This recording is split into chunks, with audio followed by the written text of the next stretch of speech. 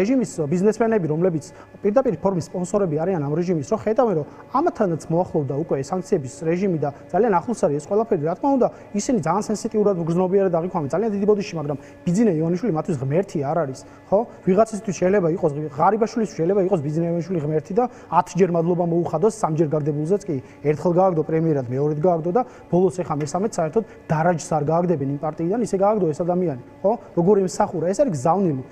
მათ შორის ახლა ოცნების სამომრჩევლებს მინდა მიმართა, რომელმაც 26 ოქტომბერს დაუჭირეს მხარი ამ რეჟიმს. ეს არის ამათი სახე, მეგობრებო.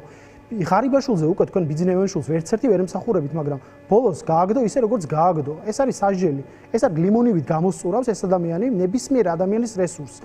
მათი ელექტორატს, მათ ავტორიტეტს და ასე გადააგდებს. ეს მარტო ცენტრალურ დონეზე კი არ ხდება. ეს ხდება თვითმმართველობებში. ძალიან კარგად იციან თითოეულ მათგანმა, რომლებმაც 2012 წელს ბრძოლით მოვიდნენ.